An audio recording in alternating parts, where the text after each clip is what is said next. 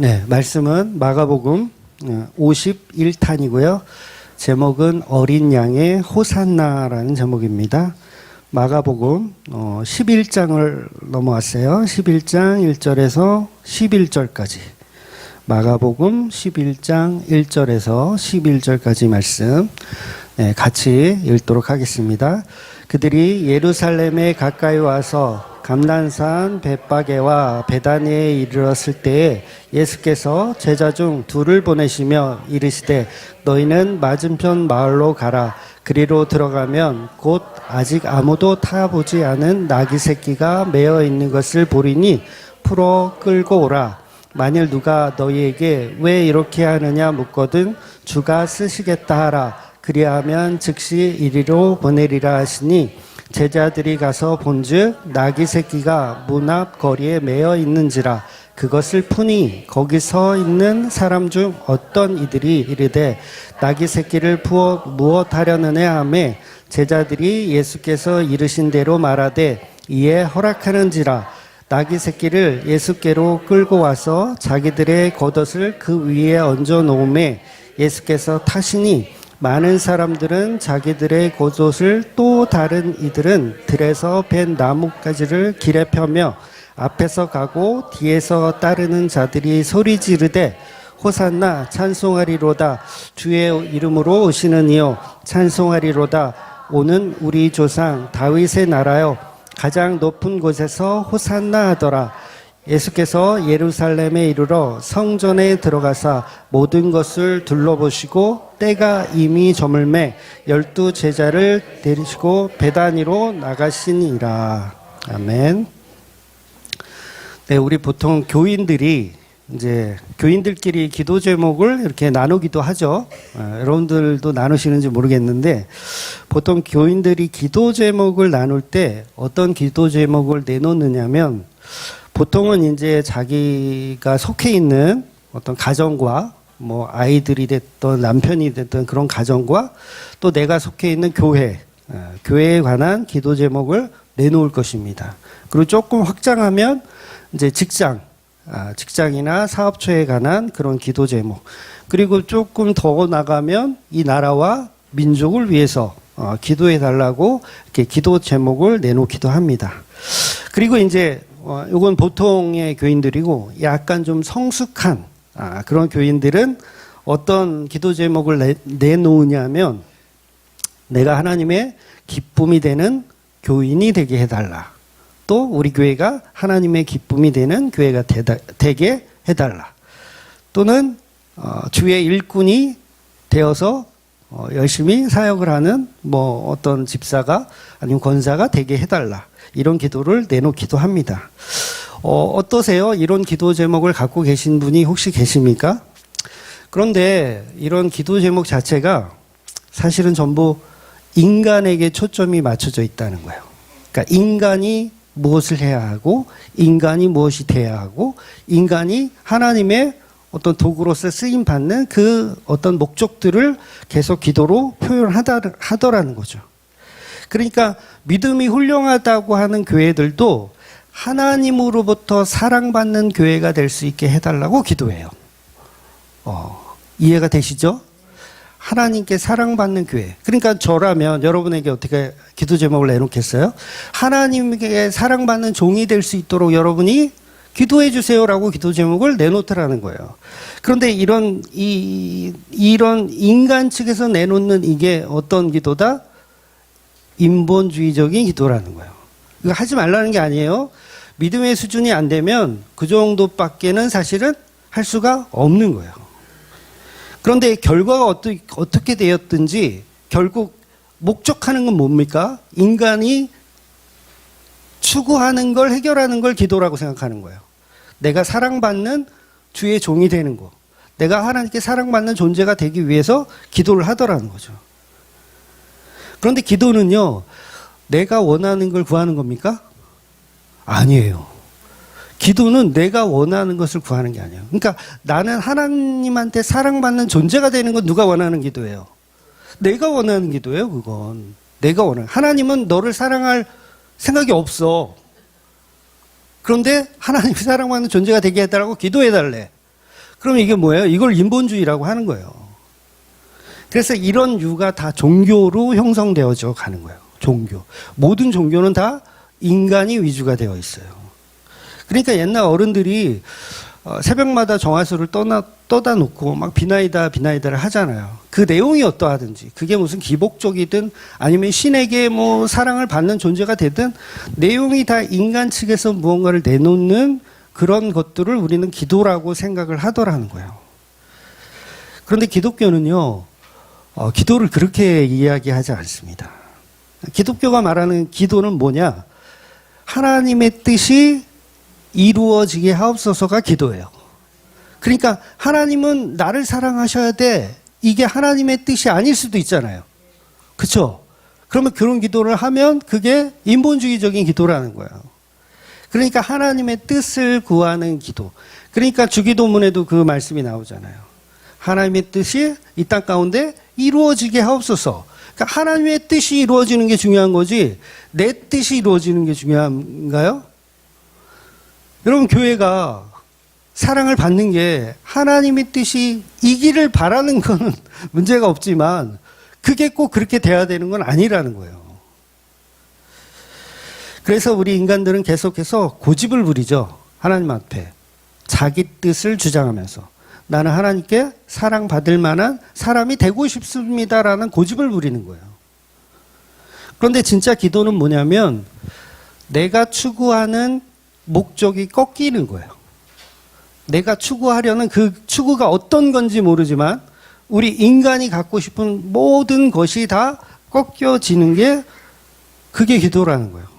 그리고 내 뜻이 꺾이면 그때 비로소 뭐예요? 하나님의 뜻이 우리 안에 만들어지는 거죠.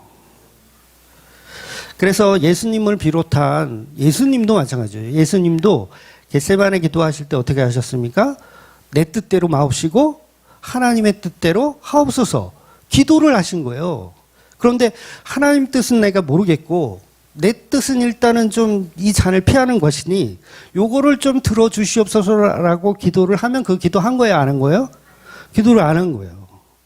그런데 우리는 하나님의 뜻과 무관한 기도를 너무 오랫동안 해왔어요. 아마 저와 여러분 다 마찬가지일 거예요. 하나님의 뜻은 상관없어. 일단 내가 좋은 거, 내가 원하는 것을 열심히 기도했어요. 안 들어주면 삐지지 뭐. 속으로 욕하면서 삐지지. 그래서 예수님의 제자들도 보면 자기 뜻을 계속 주장하고 있어요. 지금 이 본문의 내용들을 이렇게 흐름을 보면 제자들은 지금 자기의 뜻을 구하고 있어요. 나 우편과 좌편에 앉혀주세요. 이거 누구 뜻이에요? 자기 뜻이에요. 자기 뜻을 구하는 거예요.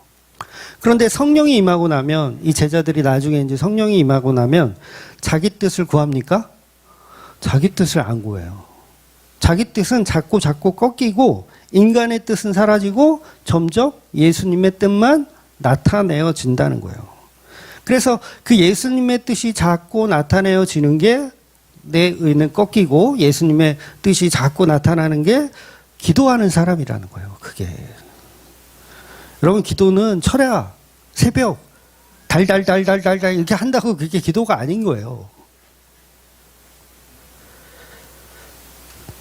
그래서 기도하지 않는 사람들, 진짜 기도를 하지 않는 사람들은 뭐예요? 내 뜻을 자꾸 구하는, 기도하지 않는 사람이에요. 이거는 이해가 되시죠? 내 뜻을 계속 하나님께 구하는 건 기도하지 않는 사람이에요. 그런 기도하지 않는 사람들이 기도한다고 하면서 자꾸 이게 응답되지 않으니까 어디로 가요? 하나님을 떠나는 거예요.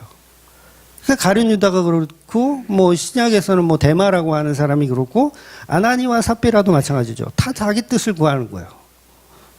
헌금하면서 자기 뜻을 구하는 거예요. 근데 그 뜻이 하나님의 뜻이 아니라는 게 문제라는 거죠. 그러니 성숙한 교회는 기도 제목으로 내 뜻을 구하는 게 아니라 하나님의 뜻을 알아가는 겁니다. 그래서 우리 교회가 주님께 사랑받는 교회가 되게 해주세요라고 기도하는 게 아니라 중앙교회가 예수님의 뜻, 하나님의 뜻 가운데 그냥 존재하게 하여 주시옵소서예요. 그 존재 자체도 뭐예요? 하나님의 뜻이 아니라면 우리는 인정하고 다 흩어지는 게 맞죠. 그러니까 내 뜻은 중요하다, 중요하지 않다? 중요하지 않아요. 근데 그 중요하지 않은 걸 우리는 너무도 오랜 시간 기도를 해오고 있다라는 거죠. 하나님께 쓰임받는, 인정받는 교회가 되게 해주세요. 요거는 하나님 뜻이 아니라 먼저는 내 뜻인 거예요. 그러니까 하나님의 뜻을 완전히 무시하면서 우리가 신앙생활이라는 걸 하고 있는 거죠. 이번 주에 어떤 분이 이제 저한테 그러시더라고요. 주맘교회가 하나님께 기쁨이 되는 교회가 되게 해달라고 기도를 해드리겠다, 이렇게 저한테 말씀하시더라고요. 그래서 제가 뭐라 그랬게요? 기도하지 마세요. 그랬어요. 진짜 기도하지 마세요. 그래서 그분이 이제 황당한 표정을 지으시더라고요. 제가 거절한 이유는 우리가 하나님의 기쁨이 되었으면 좋겠다는 그 요구조차 나의 뜻이라는 거죠. 우리 인간들의 뜻. 교회는 하나님의 뜻이 중요하지 내 뜻이 중요하지 않더라는 거예요. 우리의 뜻은 중요하지 않아요. 제가 그분을 무시하는 게 아니라 그 뜻은 이미 없기 때문에 그래요. 그러니까 기도 제목이라는 게 사실 인간에게는 필요가 없어요. 기도 제목이 왜 필요해요? 하나님의 뜻이 우리 가운데 일어나는 게 기도 제목이지. 다른 기도 제목이 있을 게 있습니까? 기도 제목 내놓으라면 다 뭐 할 거예요? 땅 잘 팔리고, 집 넓이 가고, 직장을 승진하고, 전부 이런 거잖아요. 그래서 주맘교회는 이름 자체가 그렇잖아요. 주맘교회잖아요. 주맘은 이게 엄마 맘이 아니에요. 주맘은 마음이에요, 마음. 누구의 마음? 예수님의 마음. 주님의 마음이 이루어지는 교회가 되게 하옵소서. 주님의 마음을 알아가는 교회가 되게 하옵소서. 그런 뜻이에요. 그런데 주님의 마음은 무시하고 우리의 마음을 요구하죠. 하나님께. 우리가 상의해, 서로 우리의 마음들을 상의합시다. 그리고 요 상의된 요 내용을 하나님께 결제받으려고 하죠. 요걸 기도라고 생각하는 거예요. 그 기도가 아닌데 하나님께 결제받아. 우리가 이렇게 하기로 했어요. 합의 봤어요. 우리가 뭐 하기로 이렇게 합의 봤어요. 그러니 결제해 주세요. 다 이런 걸 기도라고 생각하더라는 거예요. 그건 주맘교회가 아니라 내 맘교회. 내 마음대로 교회. 이런 교회 이름 혹시 있나? 내 맘교회가 돼버리는 거죠. 즉 본문에서 이 나귀 새끼가 한 마리 등장하잖아요. 이 나귀 새끼를 의인화해서 한번 생각해 보세요. 여기 사람 새끼라고. 나귀 새끼가 아니라 사람 새끼라고 생각해 보세요. 이 나귀는 그동안 열심히 기도했을까요? 하나님께 쓰임받는 나귀 새끼가 될 수 있도록 주여 도와주시옵소서. 그리고 새벽마다 기도했을까요? 이 나귀 새끼가? 아니에요. 그냥 아무 생각 없어요. 이 나귀 새끼는 아무 생각 없습니다. 그래서 오늘날에 우리도 자기 뜻을 구하고 자기 뜻을 실천하며 자기는 기도 열심히 해서 하나님이 쓰신다라고 우리는 착각을 하더라는 거예요. 나귀 새끼는 그냥 예수님께서 지명하시는 거예요. 어디 가면 나귀가 묶여 있을 건데 풀어가지고 와라. 그게 끝이에요. 나귀가 하는 게 있어요? 없어요. 그냥 제자들이 와서 끌어가라면 끌어가는 대로 가는 거예요. 어디 가는지 몰라. 자기를 뭐 팔아먹으려고 하는지 뭐 어디 그것도 몰라. 그런데 나귀는 순종하면서 따라가야 되죠. 왜? 하나님의 뜻이니까 그냥 그 뜻대로 임하여지는 거예요. 그래서 우리 목사들도 보면요. 목사들이 참 자기 훈련을 많이 해요. 자기 개발 같은 거. 그러니까 목회를 준비해야 되잖아요. 개척하고 뭐 이렇게 하려면 준비해야 되잖아요. 그래서 언제든지 하나님이 들어쓰기 좋은 상태를 만들어야 된다. 보통 주장하잖아요. 언제든지 하나님이 쓰려고 하는데 이 쓸만한 놈들이 없으니까 좀 자기 개발도 잘하고 좀 평소에 좀 열심히 하고 있는 애를 들어서 쓰신다. 얘는 열심히 안 했으면 하나님이 안 쓴다. 이런 사고를 우리가 가지고 있더라는 거예요. 그런데 이 자체가 인본주의적인 생각이라는 거예요. 신본주의는 뭐다? 하나님이 그냥 들어다 쓰시는 거예요. 왜 쓰시는지는 하나님만 알아요. 하나님 마음이에요. 그래서 우리는 잘못된 사고를 가지고 계속 자기를 개발하면 하나님께 쓰임을 받을 수 있다라고 생각하는 거예요. 그래서 기도 많이 하잖아요. 하나님께 쓰임 받는 목사가 되게 해 주시옵소서, 장로가 되게 해 주시옵소서. 그러면서 열심히 훈련해. 근데 안 쓰면 어떻게 되는 거야? 짜증나는 거야. 안 쓰면 짜증나는 거야. 열심히 했는데. 그런데 하나님이 성경 속에도 마찬가지지만 하나님이 부르시는 스타일은 완전히 신본주의적 스타일이라는 거예요. 개발하고 이런 게 없어요. 그냥 들어다 쓰십니다. 그냥 자기 길을 열심히 가다가 아무 생각 없이 자기 길을 열심히 가다가 강제로 끌려오는 거예요. 누가? 성경에 있는 모든 인물들이 강제로 그냥 끌려오는 거예요. 그래서 기독교는요, 소명이란 단어를 써요. 소명이란 단어는 원래 세상 사람들이 쓰는 단어가 아니에요. 소명. 이건 기독교에서만 사실 쓰는 단어예요. 왜냐하면 소명이란 단어는 이 세상에서는 있을 수가 없는 단어거든요.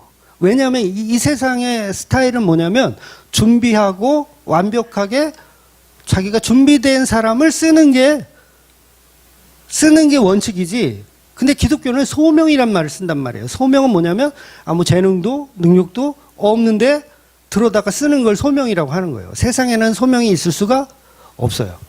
군인을 뽑더라도 능력 있는 사람 뽑겠어요? 아니면 좀 허벌레한 능력 없는 사람을 쓰겠어요? 세상은 능력 있는 사람을 써요. 그래서 소명이란 단어를 세상에서는 쓸 수가 없는 거예요. 근데 기독교는 소명이란 단어를 써. 소명은 이 인간이 상태가 어떠하든 하나님이 이제 선교사로 쓰려고 하는데 얘는 영어를 못해. 너는 패스. 얘는 영어를 되게 잘해. 그러면 너는 내가 선교사로 쓰겠다. 이렇게 쓰시는 하나님이 아니라는 거예요. 그냥 들어다가 쓰시는 거예요. 이걸 소명이라고 하는 거예요. 즉 오늘 본문에서 소명을 받은 새끼가 하나 있어요. 누구예요? 나귀 새끼인 거예요. 소명을 받았어요. 할 줄 아는 거 없어요. 택시로 치자면 손님을 한 번도 태워본 적도 없어. 그냥 끌려왔는데 갑자기 내 등에 이상한 남자가 타려고 그래. 기분 좋겠어요? 기분 나쁘겠어요? 한 번도 자기는 누구를 태워본 적이 없는데 기분 안 좋은 거예요. 근데 하나님은 그런 소명으로 사용하시더라는 거죠. 누구를? 저와 여러분을 소명으로 사용을 하더라는 거예요. 이 나귀 새끼는 어제만 하더라도 예수님을 태우고 예루살렘으로 진격하리라고는 꿈에도 생각을 못하고 있었을 겁니다. 하나님은 늘 이런 식으로 사람을 콜링하시더라는 거예요. 12 제자들 마찬가지죠. 어부로서 그냥 동네 어부, 또 세리, 그냥 자기 직업에 그냥 충실하게 있다가 갑자기 부르심을 받는 거예요. 소명인 거예요. 갑자기 따라오래요. 갑자기 따라오래. 그러니까 베드로가 내가 나중에 목회를 할지도 모르니까 이 고기 잡는 게 중요한 게 아니라 나는 목회학을 공부해야 돼. 내가 나중에 이제 설교 한 번 하면 한 3,000명씩 막 이렇게 회개하고 돌아올지도 모르니까 이때부터 설교를 막 하는 법을 막 훈련해. 베드로가. 그러다가 예수님 만나는 거예요? 아니잖아요. 정말 아무 생각 없이 고기 열심히 잡다가 예수님이 들어다가 쓰시는 거예요. 그래서 제자들은요, 신학교 같은 거 다니지도 않았어요. 그냥 끌려오는 거예요.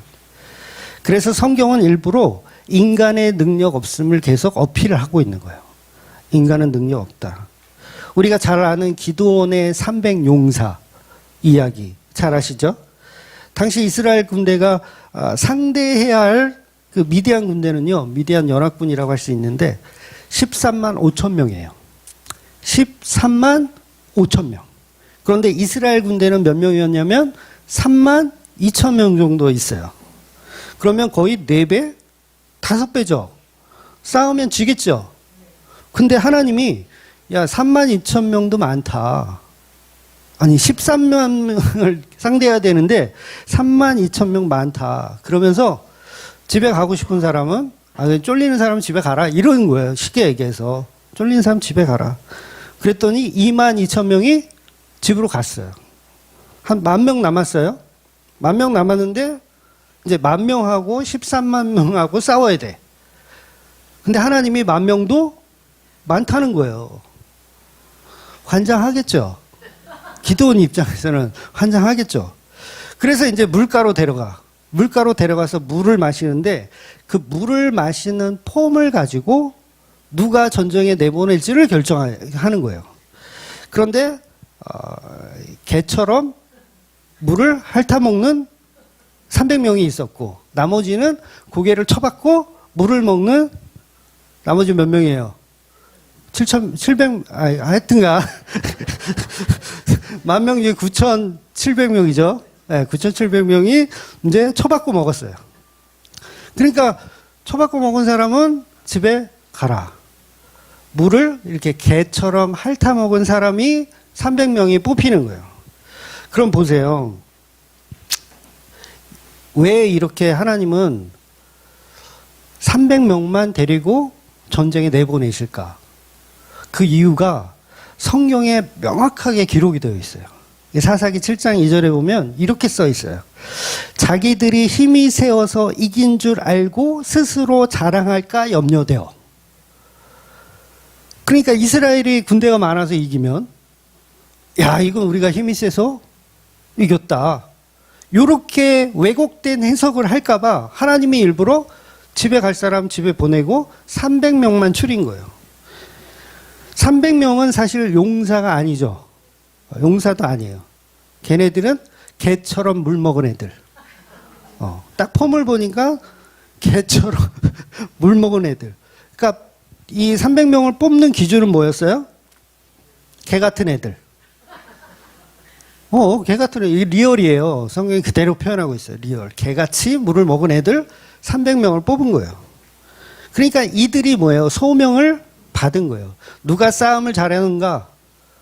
누가 칼싸움을 잘하는가? 요거를 막 이렇게 테스트해가지고 뽑는 게 아니라는 거예요. 그러니까 테스트에서 뽑는 거는 어떻게 보면 사명이라고 할 수 있어요. 얘는 칼싸움 정말 잘해. 얘는 정말 사명감으로 적진에 들어가야 돼. 얘는 잘하니까. 그런데 하나님은 사명으로 쓰시는 게 아니라 소명을 가지고 먼저 콜링을 하시더라는 거예요. 물론 이게 소명이 나중에 사명이 되기도 해요. 그런데 그건 부르심이 아니라는 거죠. 부르심은 일단은 소명이라는 거예요. 그러니까 소명의 원칙적인 건 뭐냐면 내 뜻을 하나님께 주장할 수가 없는 존재들인 거예요. 내가 미디안 군대 무찌르겠습니다, 하나님. 저를 뽑아 주시옵소서 하는 사람은 집에 가는 거예요. 안 뽑아요. 넌 개 같지가 않은데? 넌 집에 가. 이렇게 돼버리는 거예요. 그래서 우리가 착각하는 것 중에 하나가 우리가 살면서 어떤 문제가 생겼을 때 그 문제를 기도로 해결하는 경우가 있어요. 문제가 생겼어. 그래서 기도했어. 해결했어요. 그러면 이 자체가 인본주의적이기 때문에 그 문제 해결을 누가 했다고 생각하냐면 기도하는 나 때문에 해결됐다라고 생각해버려요. 인간은 이만큼 악해요.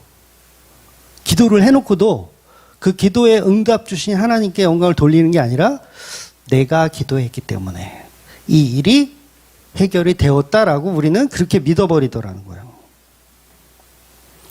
사실 우리가 기도한다고 변합니까? 제가 여러분들을 위해서 날마다 기도하고 있어요. 새벽마다 기도하고요. 이름 한 명 한 명 불러가면서 제가 기도하고 있어요. 보통 목사님들이 그렇게 말하잖아요. 당신의 이름을 놓고 새벽마다 기도하고 있다. 그래서 그 사람이 변했어, 진짜. 막 신앙적으로 변하고 막 이렇게 다 좋아져. 누구 때문에 이렇게 됐죠? 목사님이 기도해 주셔서. 그럼 어떻게 해야 돼? 복채를 감사의 복채를 목사님 때 내야지. 왜 인생을 바꾸게 해놨는데. 결국 엉뚱한 기도를 해놓고 우리가 교만이라는 속에 빠져서 허우적거리는 거예요. 못 나오는 거예요. 그러니까 우리가 싸움 잘해서 우리가 이겼잖아. 미디안 군대 그 아무것도 아니더라. 지들끼리 막 난리 났더라. 막 싸우고. 그래서 우리가 흔히 목사님들한테 하는 인사가 뭐예요? 목사님 덕분에, 목사님 기도 많이 해주신 덕분에 우리 아이가 너무 잘 되고 있어요. 목사님이 기도 많이 해준 덕분에 땅이 요번에 잘 팔렸네요. 저한테 그런 말을 하시는 분은 없죠? 네, 기도하지도 않아요. 네, 맞아요. 기도해주지도 않아요. 그러니까 우리는 없는 거야. 애초부터 없어. 기도를 해주셔서 뭐가 해결됐다. 이런 감사의 인사를 하는 경우도 없어. 너무 좋아. 편해. 그래서 소위 기도빨이 있는 목사를 만들어내더라는 거예요. 누가? 우리가. 왜 그런 거예요? 기도가 뭔지를 몰라서 그래요. 그러니까 그거 해결됐다고 그냥 목사한테 찾아가서 복채나 주고, 목사들이 여러분 신방 왜 하는 줄 아세요? 수금하는 거예요. 수금.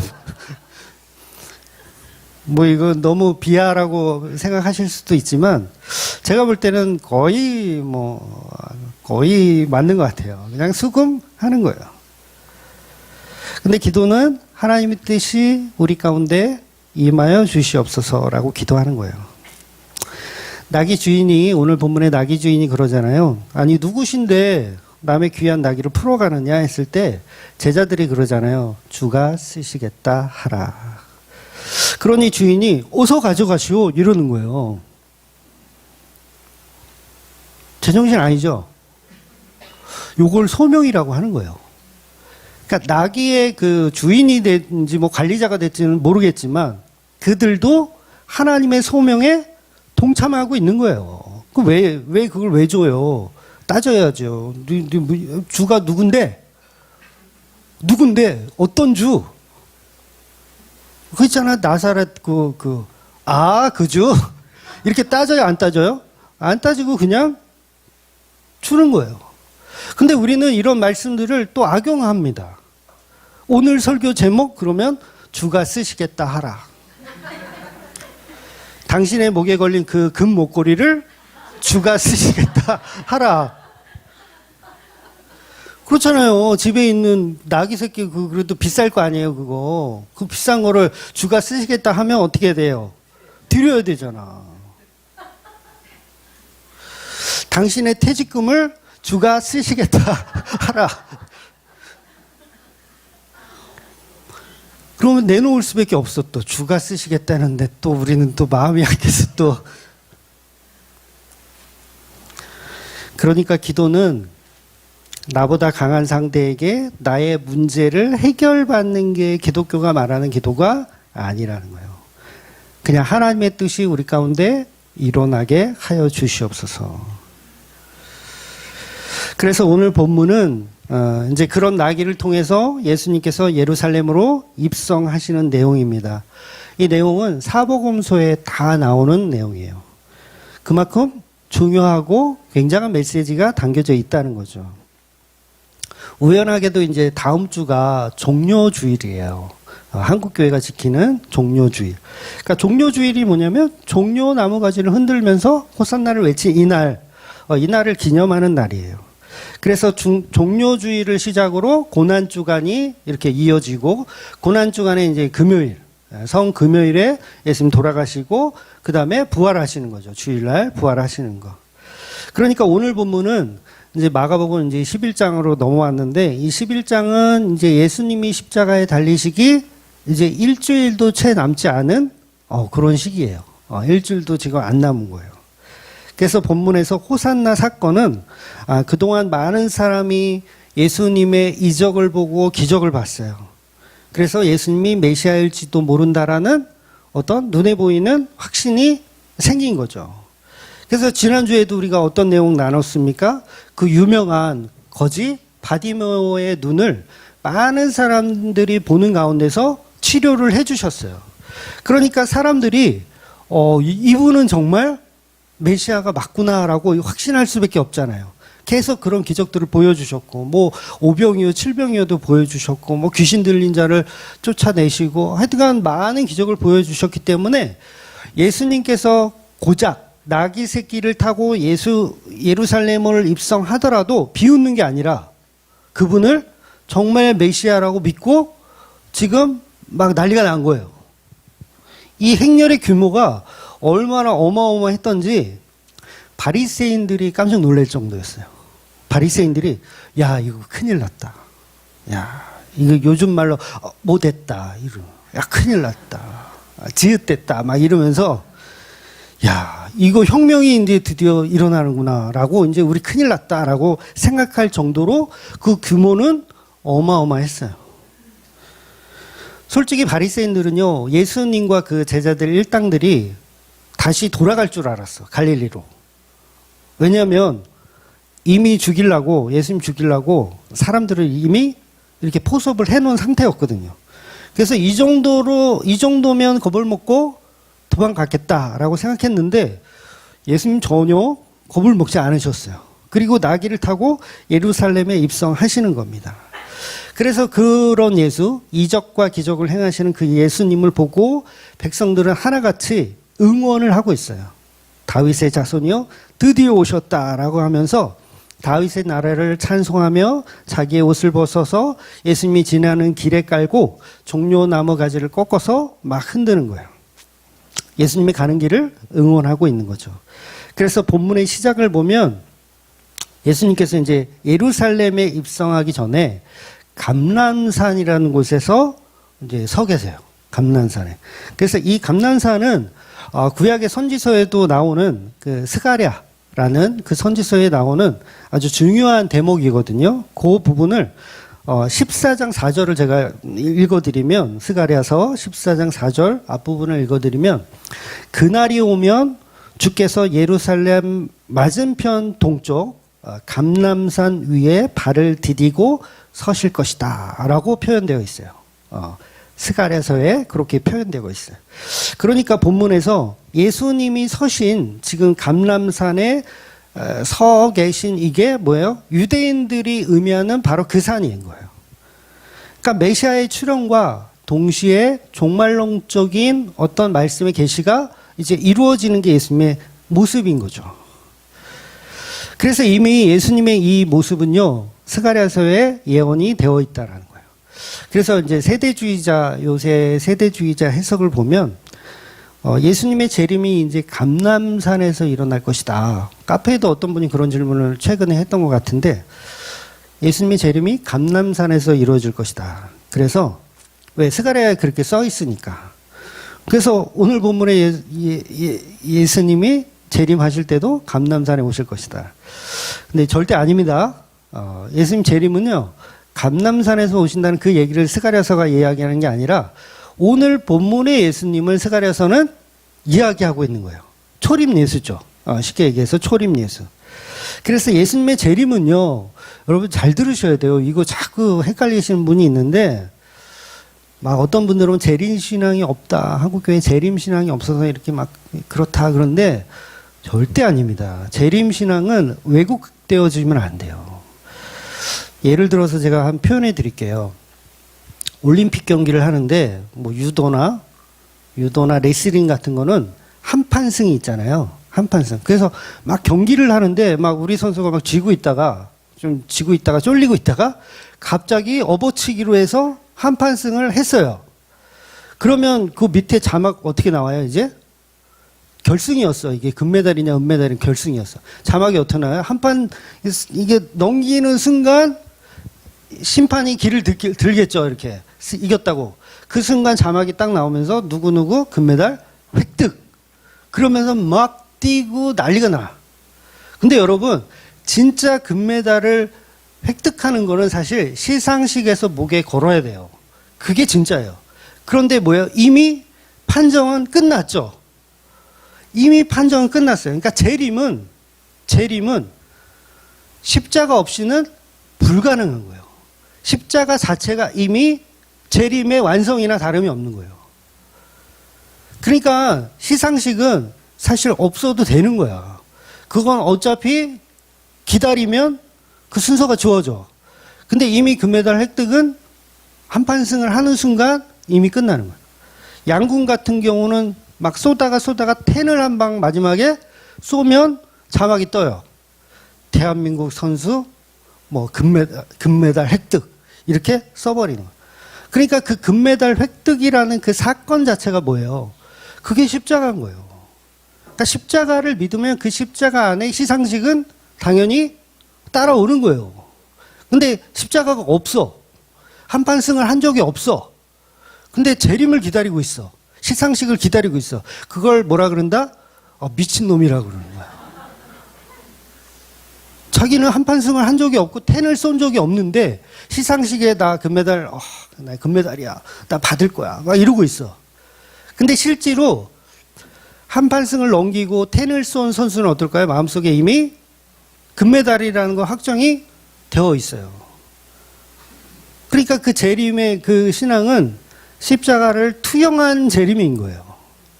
근데 십자가를 빼버린 재림의 우리는 자꾸 거기에 집중하더라는 거죠. 그러니까 무슨 감람산에 예수님 오실 테니까 우리가 비행기 타고 예루살렘 가가지고 거기서 주를 맞이해야 된다. 이런 미친놈들이 있어요. 절대 아닙니다. 십자가를 투영하지 못하는 재림은 다 거짓말이에요.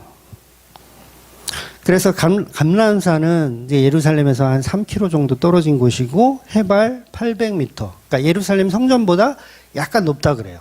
가보진 않았어요. 그닥 뭐 가보고 싶지도 않아요. 가보진 않았어요. 근데 예루살렘 성전보다 약간 높은 산. 그러니까 감람산에서 이렇게 두 발을 딛고 이렇게 내려다 보시면 예루살렘 전체가 한눈에 딱 들어오는 거예요. 그런 장소에 지금 예수님이 서 계신 거죠. 그래서 스가랴의 예언은 그 예수님, 이제 감람산에 서셔서 예루살렘을 바라보실 그 예수님이 오실 것이다. 그게 오신 거예요. 오늘 본문에서 오신 거예요.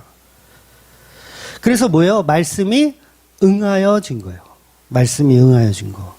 그래서 예수님이 이제 제자들을 시켜요. 감람산에서 이제 제자들을 시켜. 2명을 이렇게 보내셔서 마을에 가서 아무도 타지 않은 나귀 한 마리를 이제 데리고 오라고 하죠.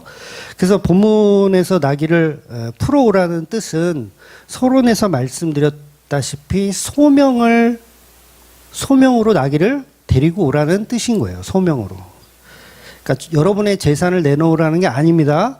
주가 쓰시겠다 하라의 의미는 여러분의 금 목걸이를 저기 우리 쓰레기통하고 저기 헌금하고 같이 있죠. 우리 교회는 헌금함 옆에 쓰레기통이 같이 있어요. 버리는 거예요, 이렇게. 그래서 이렇게 주가 쓰시겠다 하라 해서 재산을 이렇게 버리라는 의미가 아니라 소명에 관한 이야기를 하시는 거예요. 소명. 그래서 그러면 왜 하필 나귀 새끼인가? 나귀는 사실 힘도 없고 볼품도 없고 능력도 없잖아요. 저라면, 제가 예수님이라면 그 삼국지에 나오는 그 관우가 탔다라는 적토마인가요? 막 늘씬하고 막 키도 크고 막 그런 적토마 같은 힘이 강하고 빠르고 능력 있는 말을 준비했으니 그걸 데리고 와라 딱 했을 것 같은데 고작 나귀 새끼예요. 그것도 시운전 한번 해본 적도 없는, 그것도 어른 나귀도 아니고 새끼 나귀. 동물원에 가서 보니까 여기 저기 고양시에도 동물원, 주주동물원인가 있거든요. 거기 가면 나귀 새끼들 많더라고요. 당나귀. 봤는데 되게 보잘것없어요. 야, 보잘것없어. 저걸 어떻게 타? 예수님 아마 체격이 거의 말라깽이 수준이 아니었을까. 그럼 왜 이렇게 하실까? 적토마를 타고 가시지. 그게 더 뽀대나지 않습니까? 이렇게 뜨그득 가야 이게 호산나 종려가지 나무. 근데 보니까 나귀 타고 질질질 끌어가지고. 근데 이게 왜 그러냐면 스가랴의 말씀을 응하게 하려고 하는 거예요. 그래서 스가랴 9장 9절의 말씀을 볼게요. 같이 읽을게요. 시온에 따라 크게 기뻐할지어다. 예루살렘에 따라 즐거이 부를지어다.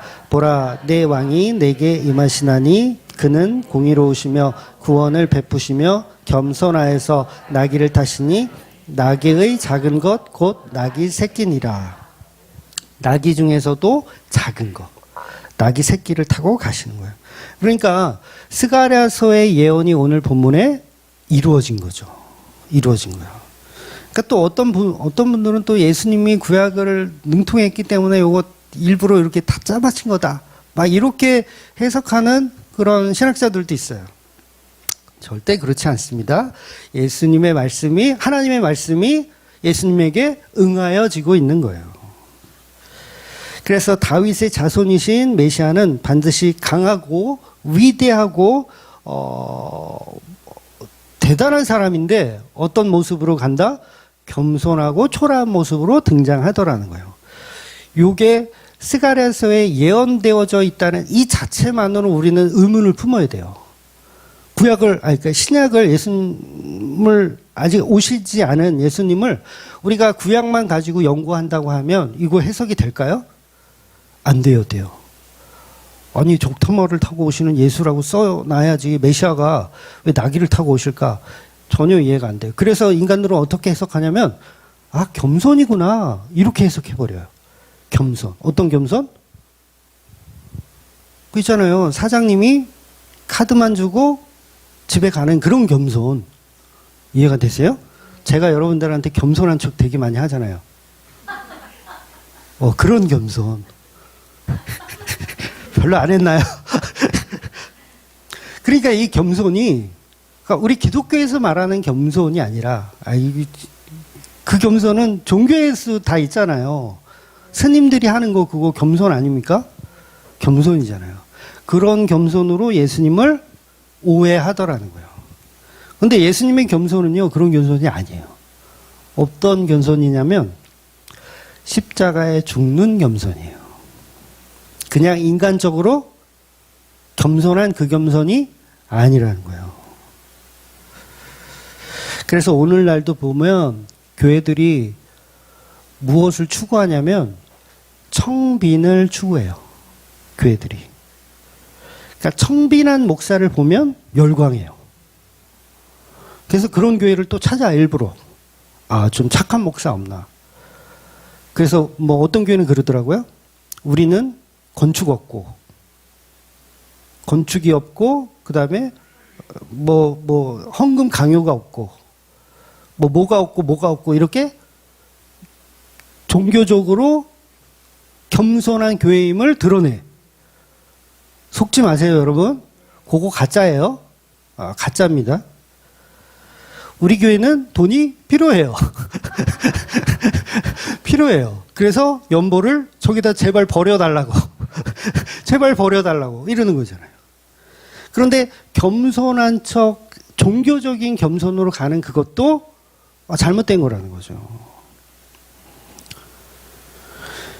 그래서 본문에 그 유대 백성들은 그 스가랴서에 나오는 그 나귀가 겸손하다는 건 알지만 그게 십자가라는 건 모르는 거예요. 그러니까 이 지금 백성들이 나귀를 타고 초라하게 들어가는 예수님을 열광할 수 있는 이유가 뭐냐면 겸손한 예수님이라고 믿었기 때문에 호산나를 외칠 수 있었던 거예요. 그러니까 성경을 알기는 아는데 해석을 잘못하고 있는 거예요. 근데 그 겸손이 뭐였냐면 십자가라는 겸손이었어요. 근데 십자가라는 겸손은 모르죠, 아직. 그걸 몰라. 그래서 어떻게 돼요? 일주일도 안 돼가지고 이 수천 명이었던 이 사람들이 수천 명으로 추정되지만 이 사람들이 뭐예요? 호산나를 외치고 막 했더만 다윗의 자손이요 막 그렇게 좋아하던 인간들이 예수님이 잡혀서 십자가에 돌아가실 것 같으니까 다 쌩을 까버리는 거예요. 이게 뭐예요? 그냥 겸손한 예수로만 믿은 거예요. 진짜 겸손은 십자가인데 그거는 믿지 않는 거예요. 그래서 오늘날 우리 교회들도 그냥 겸손한 게 막 되게 좋은 거라고 우리는 착각해요. 그렇다고 겸손하지 말라는 게 아니에요.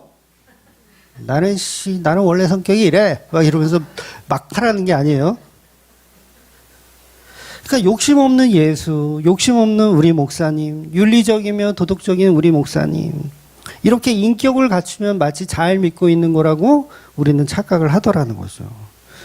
근데 아니에요. 저와 여러분은 다 예수 그리스도의 그 십자가 안에서 죽어야 돼요. 그게 겸손이에요. 다른 게 겸손이 아닙니다.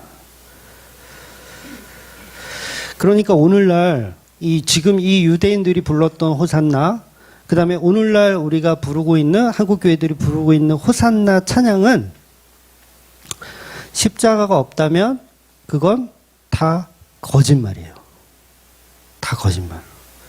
그러니까 예수님이 우리의 정치적인 왕이 되기를 원하는 그런 유의 호산나를 외치는 거예요. 여러분, 우리가 대통령을 뽑았어요. 이제 뽑는다고 해봅시다. 새로운 대통령을 뽑았어요. 근데 그 대통령이 겸손하면 좋죠. 막 겸손해. 되게 좋은 그런 어떤 겸손한 우리의 대통령. 근데 예수님은 그 자리에 오신 게 아니라는 거예요. 그런데 우리는 계속 겸손한 예수님, 겸손한 목사님, 겸손한 교회를 꿈꾸더라는 거예요. 근데 결국은 그것도 뭐냐면 다 나의 욕구를 채우기 위한 것들이에요. 왜냐하면 인간은 선악 구조를 갖고 있기 때문에 선을 행하면 멋진 사람으로 봐요. 악을 행하면 때려 죽일 놈으로 보죠. 우리는 선악 구조가 다 있어요. 근데 하나님이 원하시는 복음은 뭐냐면 그 선악 구조가 부서지는 거예요. 우리의 모든 선악 체계는 다 악하다. 누구만 옳다? 예수님의 십자가만 옳다라고 믿는 거예요. 그러니까 종교로 구원에 이룰 수가 없는 거죠. 그래서 방법이 없어요. 예수님의 십자가 말고는 다른 방법이 없어요. 그래서 우리는 바디메오처럼 다윗의 자손이여 나를 눈뜨게 하소서, 이것이 복음인 것 같지만 아니에요. 우리가 눈을 뜨는 이유도 하나님의 뜻을 우리 가운데 임하여 주시옵소서라고 해야 된다는 거죠. 그래서 지금은 이들이 복음이 없기 때문에 호산나를 외치는 이유가 전부 인간의 욕구, 인간이 원하는 것, 뭐 훌륭한 대통령을 뽑는 거, 다 이런 거로 생각하고 호산나를 외치지만 그 호산나 자체가 다 잘못된 복음이라는 거예요. 오늘 본문에는 생략이 되어 있지만 예수님이 예루살렘을 이렇게 바라보시면서 눈물을 흘리신다는 거 아세요? 누가복음으로 보면 이 장면이 표현되어 있는데 19장 41절에 보면 가까이 오사 성을 보시고 우시며 이렇게 표현되어 있어요.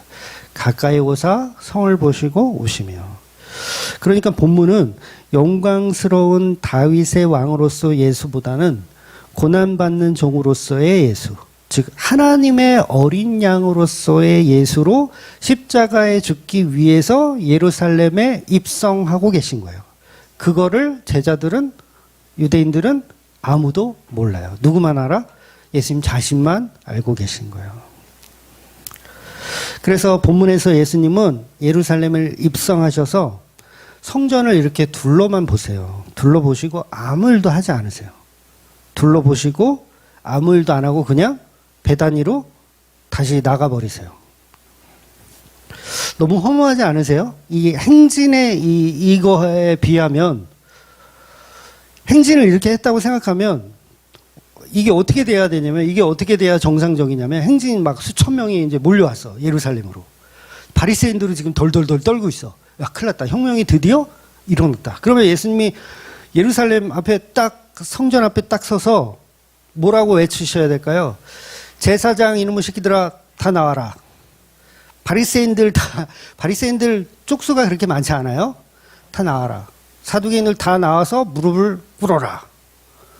이렇게 해야 되지 않을까요? 너희들은 이제 우리가 혁명을 일으키는데 우리의 친구가 될래? 아니면 로마에 아직도 비를 붙어 먹을래? 이렇게 뭔가 좀 제스처와 뉘앙스가 있어야 되는데 예수님은 그냥 그 어마어마한 행렬에 비해서 너무도 초라하게 성전을 그냥 이렇게 둘러보시고 그냥 배단위로 빠져나가시더라는 거예요. 왜 그러실까? 도대체. 우리는 전혀 이해가 안 되는 거죠. 왜 그러실까? 제자들도 아마 되게 실망했을 것 같아요. 기꺼운 호산나 외치고 이렇게 딱 쳐들어갔는데 둘러만 보시고 가시네. 이게 왜 그러냐면 예수님은 하나님의 어린 양이며 제물이잖아요. 그럼 이 제물을 어디다 바쳐야 돼요? 제물을 어디다 바쳐야 돼요? 구약으로 치자면 성전 제단의 바쳐야 돼요. 그런데 이 성전 제단이 예수라고 하는 그 흠없고 완전하신 그 제물을 받을 수 있는 준비가 됐어요, 안 됐어요? 안 돼 있어요. 그러니까 이 성전은 사실 가짜예요. 헤롯 성전이라고 하는 가짜 성전이에요.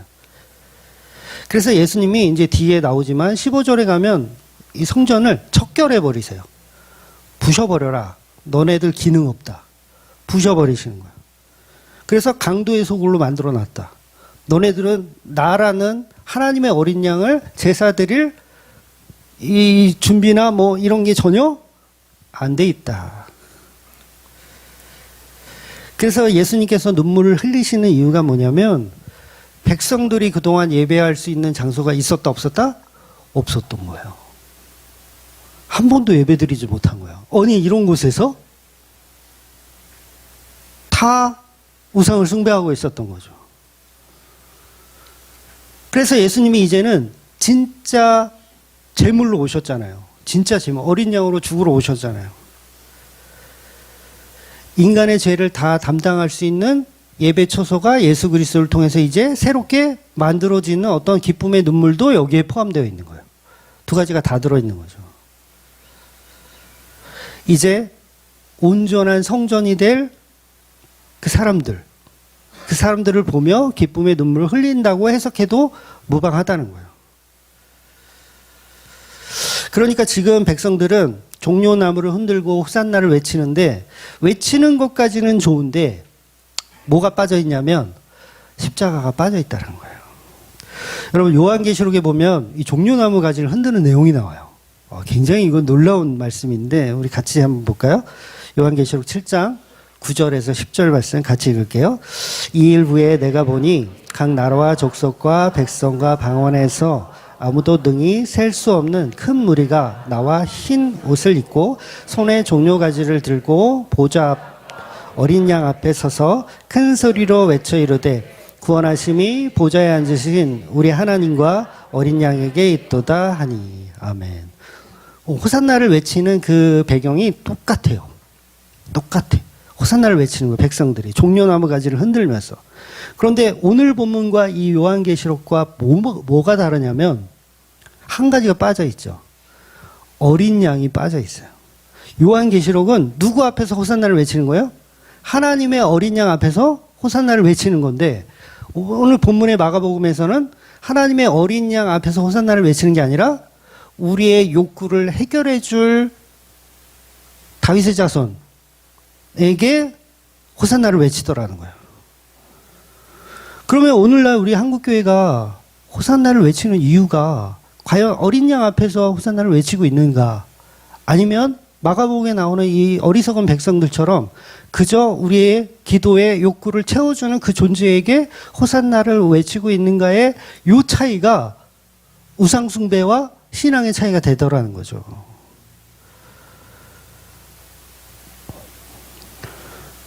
그런데 우리는 전부 교회를 다니면서 어린 양 앞에서 호산나를 외치는 게 아니라 나에게 좋은 것을 해줄 수 있는 왕으로서의 그런 예수.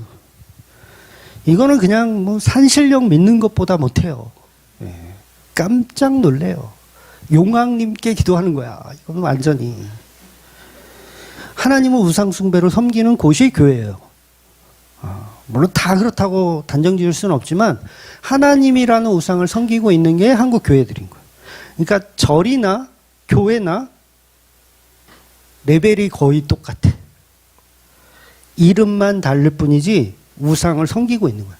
그러니까 복음이 하나도 없고 그러니까 영적으로 다 죽어 있는 거예요. 그냥 종합병원이에요. 이거 어디서부터 어떻게 치료해야 될지 감이 안 잡히는 거죠. 그러니까 오늘날도 종료주일이라는 것을 만들어 놓고 뭐 만들어 좋아요. 그건 뭐 절기 그 정도 절기는 지켜도 된다고 생각해요. 그런데 문제는 종료주일이라는 걸 만들어 놓고 거기다가 비나이다를 또 하더라는 거예요. 종료주일 헌금이 있는 거 아세요? 종료주일 헌금이 있어요. 종료주일, 부활주일 이런 헌금이 다 있거든요. 종료주일에 뭐라고 헌금에다 이렇게 기도 제목 쓸까요? 어린 양 앞에서 호산나를 외치는 기도 제목이 아니라 결국은 다윗의 왕이여 나의 무엇 좀 들어주시옵소서 라는 내용을 적어서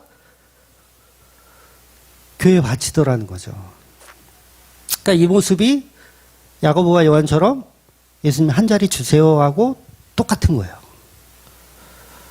그러니까 십자가 없는 호산나를 한국교회는 계속 외치고 있는 거죠.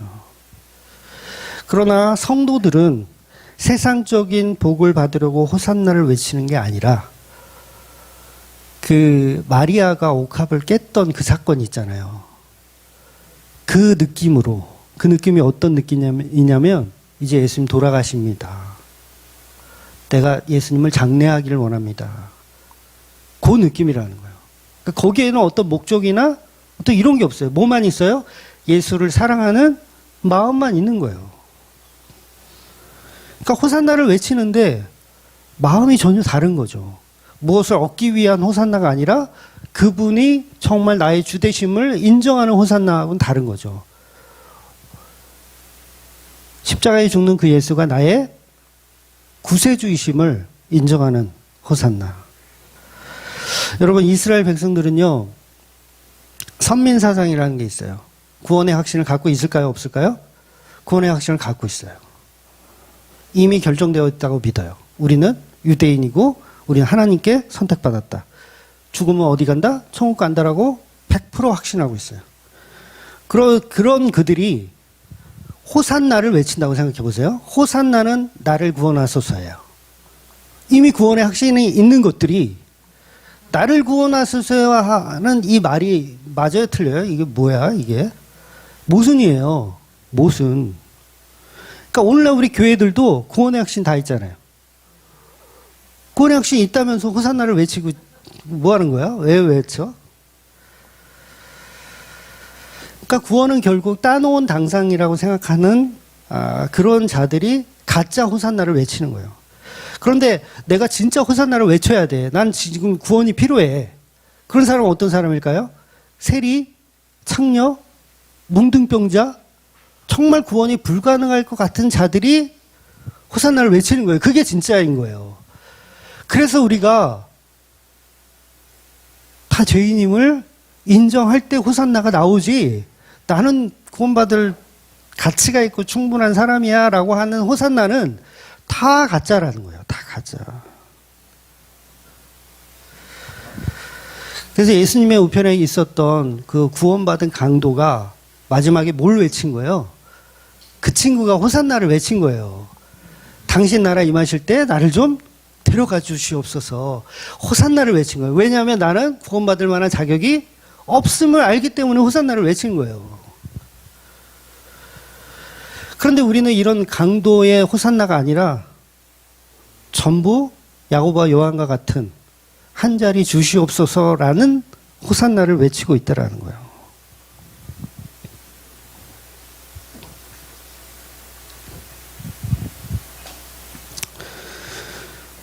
그러니까 예수를 너무너무 우리가 잘못 믿고 있더라는 거죠. 종교적인 신을 만들어 놓고 믿는 거예요. 내가 목적하는 걸 추구하는, 해결을 받는 도구로 예수를 믿더라는 거예요. 그러면서 예배에 성공하면 우리 인생에도 성공한다라는 이상한 말을 만들어 놓기도 하고, 이미 우상을 숭배하고 있는 거죠. 그래서 예수님의 제자들도 계속 따라가면서 십자가 앞에서 끝까지 따라가다가 이제 뭐 떠난 제자들도 있고, 그래도 몇 명은 끝까지 지켜보려고 노력을 하기는 하죠. 뭐 베드로라든가 뭐 그런 친구들은 끝까지 지켜보려고 노력해요. 왜 그렇게 쫓아가는지 아세요? 그렇죠. 천군 천사가 몰려와서 싹 다 물리치고 해결할 수 있을 것이라는 희망을 갖고 계속 쫓아가는 거예요. 이게 왜 그래요? 스가랴서를 잘못 해석해서 그래요. 천군 천사가 와가지고 그분을 호위한다라고 잘못 해석해서 그래요. 그런데 스가랴서가 말하는 건 뭐예요? 십자가에 죽는 나귀를 타신 예수님을 말하더라는 거예요. 그래서 어린 양, 6월절에 어린 양을 죽일 때 이 어린 양을 그냥 갑자기 이렇게 꺼내다가 죽이는 게 아니에요. 이 어린 양을 데리고 살아요. 6월절 한 닷새 전부터 같이 데리고 살다가 죽이는 거예요. 6월절로. 그러니까 예수님이 정확하게 그 사람들과 함께 계시다가 하나님의 어린 양으로 죽는 게 복음이에요. 그래서 우리 잘못 해석하면 안 되더라는 거예요. 예수님이 절대로 우리의 욕구를 채워주는 그런 분이 아니라는 거예요. 오직 십자가에 죽으셔서 하나님의 뜻이 이 땅 가운데 이루어지게 하는 그 일을 성취하신 예수 그리스도를 믿는 저와 여러분이 되시기를 주의 이름으로 축원드리겠습니다. 아멘. 기도하겠습니다.